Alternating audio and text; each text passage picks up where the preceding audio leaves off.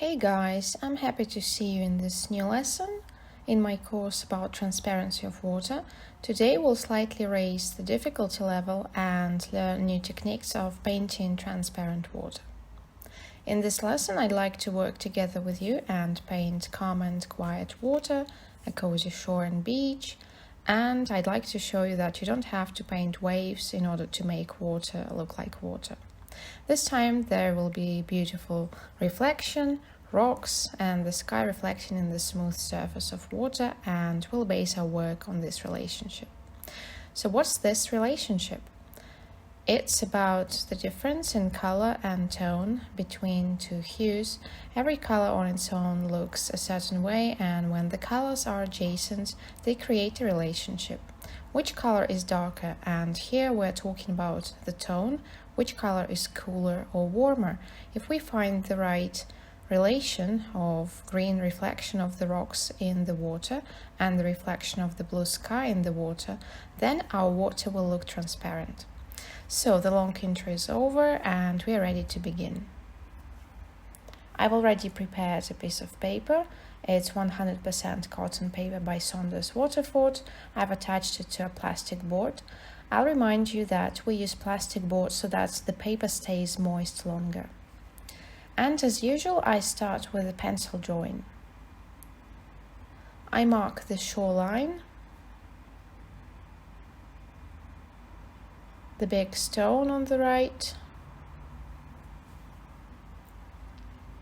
and I also need to mark at least the outlines of other stones on the shore.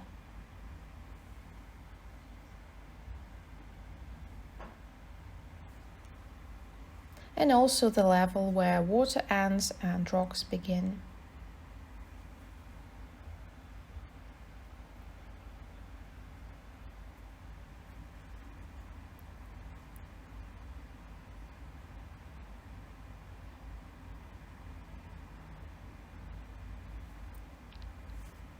As usual, I don't go into detail. I first try to mark the general outlines of the objects.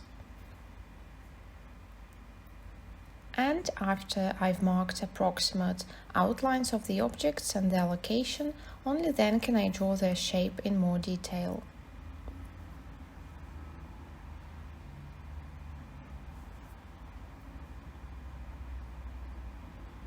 Otherwise, it can end up in such a way that we have drawn every stone and every little grain, and then realized that the composition is unbalanced, or some things didn't fit in the frame. It's frustrating to do all over again. I also mark the level where the reflection will end.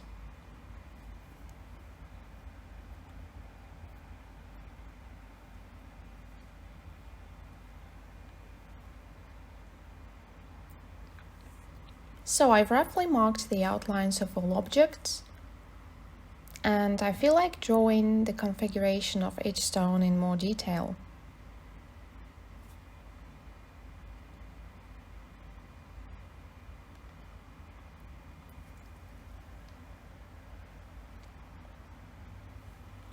Of course, the more detailed your pencil drawing, the easier it will be for you to work in watercolor. But sometimes it happens so that we spend considerable time on the details and then we apply the first wash and the pencil drawing fades or vanishes completely. We need to take into account this feature of pencils.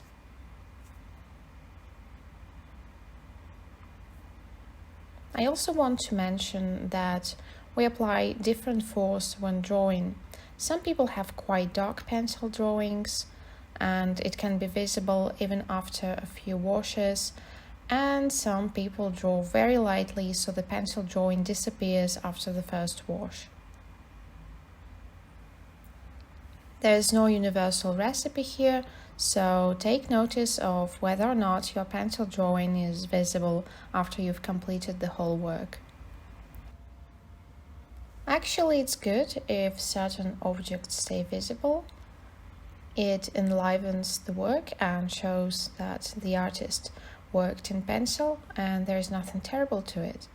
But if the black outlines of objects are too visible, then you should pay attention to it and do your pencil drawings in a lighter manner.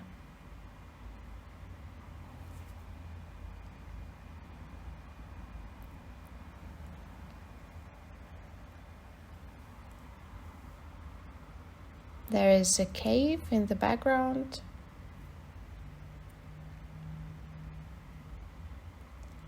Other stones.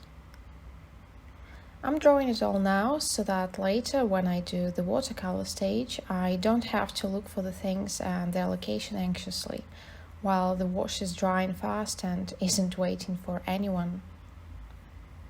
That's why I encourage you to draw everything here, all the things that you need to see in your work.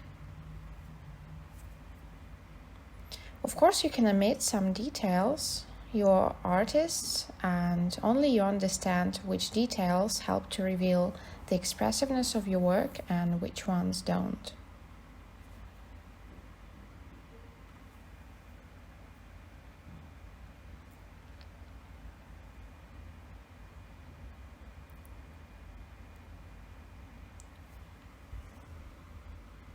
Then again, thoughtless copying of references or even real-life scenes isn't good either.